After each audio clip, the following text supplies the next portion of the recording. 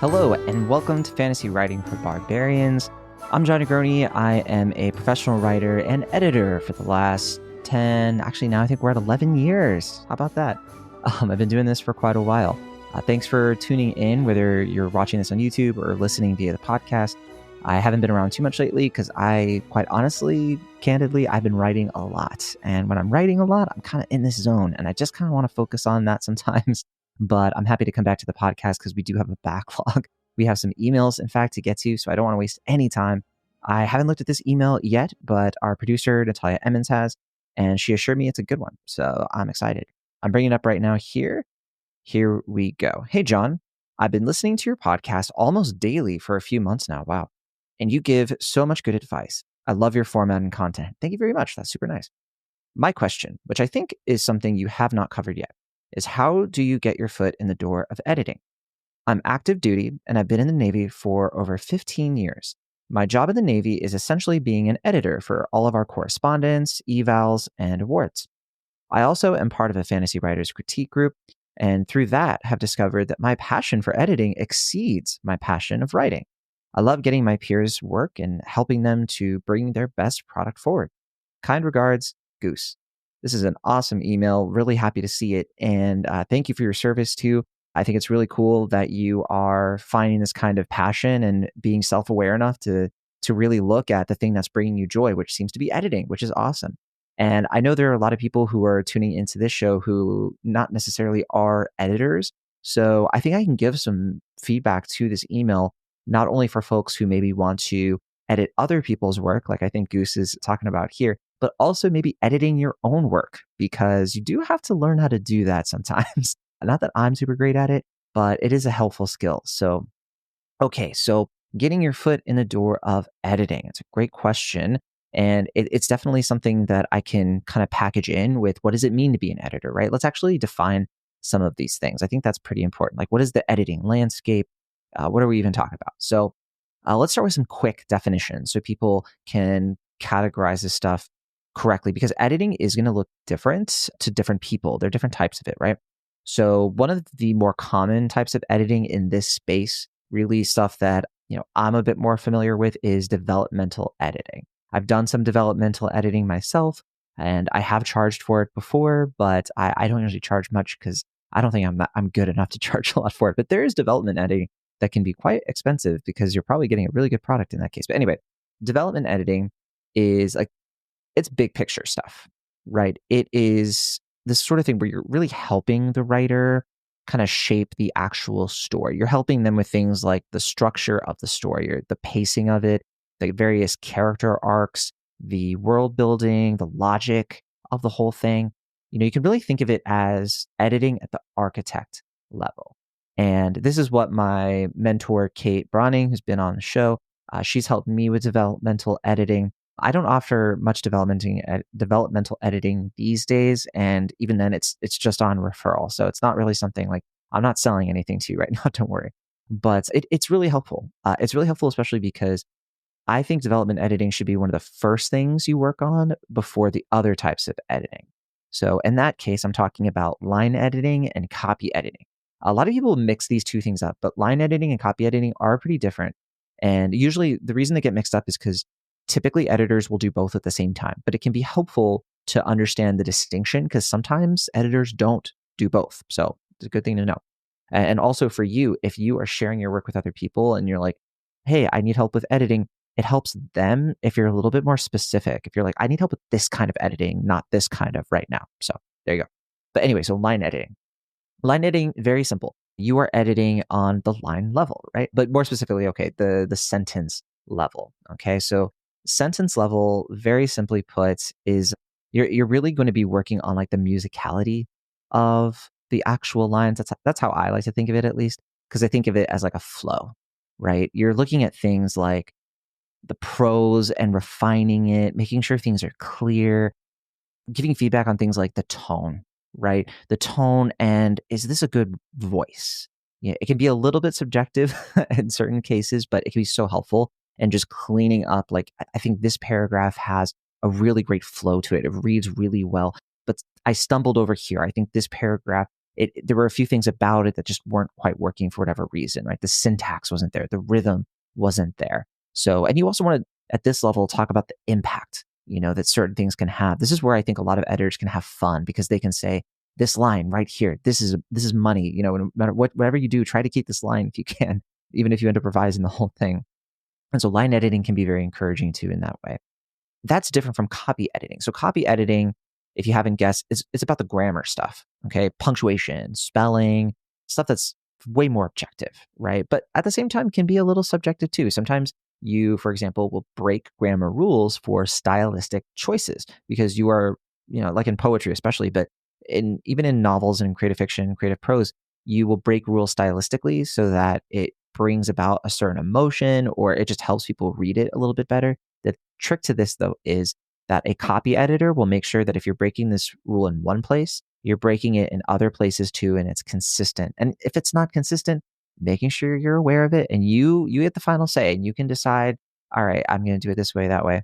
I will say you get the final say depending on who you're working with. Sometimes, like if you're publishing with a certain, a publisher might get veto power on this sort of thing. But for all intents and purposes, like if you're self-publishing, for example, you usually have the final say, right? And you can make your case. You can say, I really think it works here, but in this other place it doesn't. And I just want to do it that way. And there you go. So hopefully that's not a problem you run into too often, but it can be a thing. So that's copy editing. I do want to make sure you understand that all this type of thing with editing, it's completely different from like critique and more general feedback, because critique, it's not really editing. It's kind of just pointing out at the macro, like, here's what's working for me. Here's what isn't. This is more like when you have beta readers, and when you critique things, you're really trying to understand what the intention of the piece is more than anything else. And you're trying to start a dialogue with the author who's looking for that critique. You're trying to start an ongoing conversation to help inspire them if you can. And a lot of this stuff is more about, here are the parts where I was most engaged. Here are the parts where I weren't. And you're not focused necessarily on trying to help them fix problems. If you're critiquing, you want to try to avoid that. You want to try to avoid being like, if you would just do this, then it would probably fix everything. That's not really your role in the critiquing space. The editing space, yes, you want to give suggestions. You want to have a rationale, all of that. So, okay. First things first then, or I guess I should say second things second, because we got all our definitions out of the way. What kind of editing then do you want to do? I'm speaking, of course, to Goose, who sent in the email, right? It sounds like you're already maybe doing a mix of line and copy editing, but you might be itching for more developmental work, which would be really cool, especially if you're helping fantasy writers in your critique group, right? If you're helping them dig into things like their world building, their structure, are they telling a good story? I think that developmental editing can be a great asset. There are a lot of free resources to read up on developmental editing. You could also find great books if you're willing to invest some resources into this. Because I do think it's really important that if you are going to charge somebody for editing, that you do need to not just have the credibility, but you do need to deliver, right? You don't want to, charge for something and then get a bad review and not do a great job. And so a lot of the time, while I don't advocate giving away your labor for free, sometimes it can just be helpful to maybe test it out, experiment with somebody, be like, hey, I'm trying this out for the first time, I'm not going to charge you, but I'm going to do my best at this. I'm trying to get better. I want to, sell this as a service one day or whatever it is, You can also practice developmental editing on your own work. So I understand it seems to be more your passion over the writing itself, but you can still test it out on your own stuff and see, what are some places that you can get better at when it comes to this kind of editing and so on and so on. So I do want to mention that I think editing, I kind of said it earlier, but editing does look different for everyone. I think that I wish that more people would say out loud that the editing journey, it looks so different for different people. Some people edit their own stuff way more than they have other people edit their stuff, because some people are better at self-editing and some people aren't. And if you're not good at self-editing, that's okay. It's very difficult. And maybe we can talk a little bit about how you can get a little better at that. But for some people, it's going to be a mix of the two, and it's going to be pretty balanced. Who knows? I think some editors tend to work their way through the sort of traditional publishing pipeline. So they get their foot in the door through things like internships, being an assistant, being a junior editor, having these gigs at places like the big five publishing houses, like Random House Tour and all that. Other people, the more realistic path is to start indie. finding those indie presses, even literary magazines, short story websites, places where, maybe there isn't, that big of a, that much competition to get in, but there might still be some, of course, because people really, want to get their foot in the doors too. So you want to be good. But you could also start even more kind of like on solid ground, I guess, with places like Readsy or Fiverr. Not necessarily recommending these services. I haven't used them, so I don't know if they're like going to be great, right? But that's just my awareness of how people usually do this. And you can build a client base that way. With Fiverr, especially, I mean, you can just charge like a very, very low price to do it, and that will help you stand out. And people will understand that, like, all right, so maybe this person isn't, a developmental editor who charges hundreds of dollars, but I can still get something for five, whatever it is. But yeah, and I think other people too, that some people kind of like me will just start as writers, and they pivot into editing, maybe like what you're trying to do, because they realize, like you are, that they love shaping other people's work even more than writing their own. And I really love doing that. I think that it's really fun. I think that my love for writing and editing are about the same, quite honestly. Maybe writing is slightly more. That's why I start every, fantasy writing for barbarians with like, I'm a professional writer and editor. I didn't used to say at the very beginning, but then I started adding it because it felt right. I was like, yeah, I'm also an editor. I should point that out more often. And I think ultimately, no matter what you decide to do, what you choose, I think the path that's going to work best for you, it's going to depend on what your specific goals are. And if you don't know those goals yet, you should work on that and try to figure it out however you can, but it's also going to depend on your lifestyle, what the hours in the day that you can devote to this, how much time and energy that you can reasonably give, and still keep it something that makes you happy and doesn't make you feel like it's a churn, right? Especially if it's something that you aren't 100% sure on yet and you want to try it out. You want to get your feet in the water. You don't want to overcommit, is what I'm trying to say, and end up being like, I'm going to help all these different people edit like 5 different things at once. You want to be really careful about that. You want to start small. Start with, I love the new season of The Bear, and there's a whole thing about that, like keeping things small, keeping things simple, and just focusing on getting that right before you do anything else or you branch out to other things. And it's something I struggle with a lot, to be totally fair. And in terms of starting small, you also want to start strategically too. I think that's, with intention. I think that that's really important. I think if you're starting out, my recommendation, if you're starting small, you can focus on helping people edit or helping edit your own short stories. We love short stories at Fantasy Writing for Barbarians, flash fiction to opening pages. We've done first page critiques on this show many, many times. And I think opening pages are so crucial. And if that's the zone that you want to be in, then that's great too. Prologues, if that's what, if a story has a prologue, I guess. These are more manageable, right? Fiverr is great for this because that's more manageable. For like, if you're going to charge a low fee, it's like, hey, I'll help you edit your query letter. I'll help you edit your first chapter, or maybe just the first couple of pages. And that's a way to sort of do this without burning out, but also gaining some confidence, because ideally what's going to happen is you're going to try it out and you're going to find some areas where there's room for improvement. But I think for most people, you're going to see like, ooh, I'm better at that than I thought I was. And there's going to be a lot of confidence coming out of that, which is one of the more exciting aspects of this. And through that, you can build a real track record, right? You can help people without, in very small ways, breadcrumb ways, and work yourself up to a place where you feel more confident helping people out with bigger projects, if that's what you want to do. Or you could just stay small if you want. It depends on where your passion is and just seeing where those opportunities are. And back to the bear, creating opportunities. That's another theme of this latest season. But anyway, I probably won't bring up the bear again. Maybe once or twice or three more times. We'll see. And I was saying before, like, make sure you don't overcommit. I think that editing a full length novel, for example, especially if it's somebody's like first draft or even their second draft, I mean, that is a huge lift, quite honestly. You don't want to get locked into a project that's gonna, it's gonna sap your energy and your passion. It's gonna make you dread the work. So just be careful, know your limits, common sense, and all that stuff. And I think overall, you're gonna want to look for real experience. Not just exposure. The artistic exposure, where it's, I think a case where we tend to focus more on recognition over getting the actual tangible, like feet on the ground, like doing the work sort of thing. To do this stuff, you can join more critique groups like the one you've already done, and you can take it a step further. You can volunteer for one of those magazines I was talking about before, like a literary or science fiction fantasy magazine. You can offer to do like a 1 chapter developmental edit for somebody, see if they like it, and then maybe they do another one if they like the way your approach to things.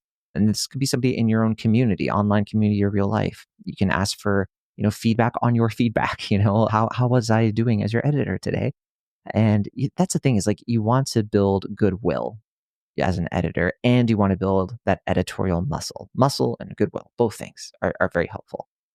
And I think if you're, again, I am kind of dancing around this, but the idea of doing like pro bono versus paid work, you really have to walk this line super carefully. This is really tricky because you don't want to undervalue your time. Your time is very precious. Your labor is very precious. You don't want to fall into a habit where you don't treat it with respect. In the beginning, you should probably be offering some either free or low cost services with a clear boundary, right? That boundary being like, I'll do this, like I'll do 1 chapter for free. If you like my work, we can talk about a rate for the rest. Otherwise, we can part ways, and that's fine too. And that can be totally fair in any environment, right? And it helps you build relationship and a testimonial without feeling like you're giving away the whole cow for free. I mean, I think about all the times where I have worked with illustrators, and I'm willing to pay illustrators if I know them because they help somebody else I know. Word of mouth is the thing in this industry. And there are illustrators I know who I would never even dream of asking for them to do something for me for free, because they have that credibility. That's what the place that you want to get to. You want to get to this place where people will recommend you, and other people will be like, oh, cool. What's their rate? And hopefully it's the right number, right? And I think the problem, I've seen this happen too many times. And so I get sticky with this, but I just don't want you to get stuck in offering stuff for free. That's all. The moment you've gotten this kind of like consistent positive feedback and these results, try to start charging as you can, even a small rate. And you're going to be taken more seriously if you do that. You're going to start understanding what people are willing to pay for in terms of editorial work. It's a win-win, honestly.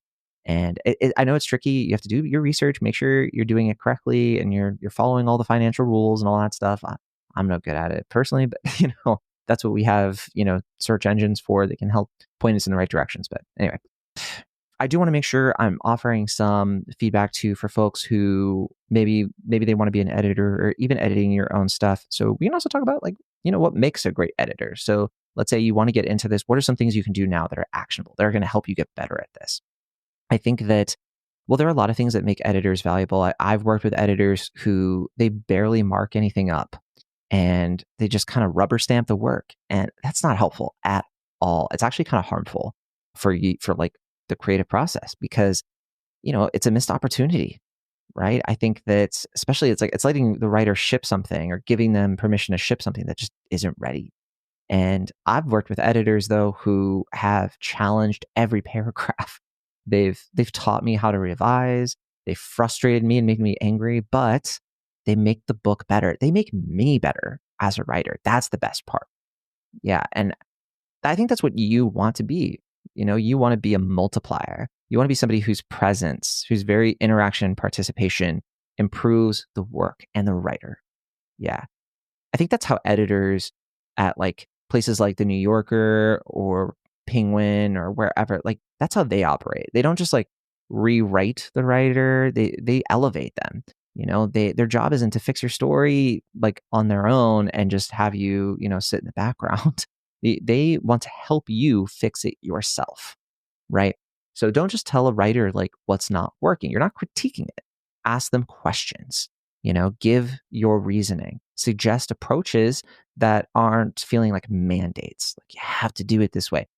I think of how, like in a doctor's office, usually a doctor is going to be more about reducing risk. And you can kind of approach it that way. You can diagnose the problem and kind of walk them through like the risks they're taking with different choices they're making and so on. And making it feel like you still have the power in your hands. But my job as the editor is to provide you with valuable insights that is backed by rationale. So even if you decide not to take my advice, you are aware of it and you can handle it however you need to.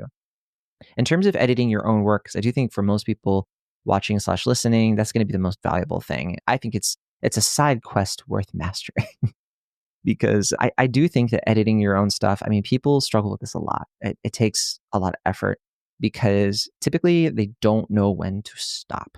This is my problem. They end up me tinkering over and over again, maybe forever. They resist just kind of committing and leaving something alone and moving on to something else. Or worse, they resist doing it entirely, or they resist revising things. My advice is to set editing passes. And so what this means is that you have an editing pass, like an editing time where you go through the manuscript, the draft, whatever it is. You go through it one time just for the structure of it. That's what you focus on. Another time, you focus on the character arcs. Take notes. Take notes of like when you're doing this, not take notes of what I'm saying right now. Do a pass just for voice. Do a pass just for grammar. Don't try to do it all at once. That's where people get overwhelmed. And you might be saying, well, that's a lot of passes. That's a lot of, well, yeah, that's when people are saying you should do multiple revisions. That's kind of the point. It takes a lot of work. And listen, I understand that you might be like, well, look, I that sounds like a lot of time. I don't know if I can do it. You do you. You make your choices. But this is one of those things where if you want to get to the place where you're trying to do this professionally, where you are writing something that is coming from the heart, that is your passion and creativity artistically expressed, and you want to do it in a way that hits that standard where other people can both grasp and engage with what you have written in the way that you hope they will, or even better than that, you have to have these professional standards that get you up to that level. And that means it's a lot of stinking work. And that's where self-editing comes into play. Now, you can hire somebody to do this for you. But one of the things that might happen, which hopefully will happen, is as you continue to work with editors, you start to learn what they're doing and you start to do it yourself. And that makes it better for when you do have an editor come in, anyway. Like, don't just self-edit, right? If you have an editor come in and you've already self-edited, that makes their job so much easier because they can focus on whatever you're still struggling with. And it's just leveling you up. It's getting you to a place where now you can find even more nooks and crannies that help refine this thing and find the things that maybe the editor would have missed because there were so many things that they had to red marker that they weren't able to do everything. It was too much. You know what I mean? And so, yeah. And that creates a good relationship between you and an editor because they feel like they're really helping and elevating you, not just kind of marking something up and crushing your spirit. Quite honestly, I hate crushing people's spirits. I used to not think much of it. And then the more I did it, the more I was like, oh, I don't like it. And I learned to be a better editor by understanding when to go full ham and when to kind of ease with the feedback, try to help people in a more gentle way rather than just being very like, boom, boom, boom, boom, boom, So that's another big thing. Be careful with that. Try not to be overly critical and try to, again, look at it through the framework of risk assessment, not you're messing up, you're doing this, this, and this.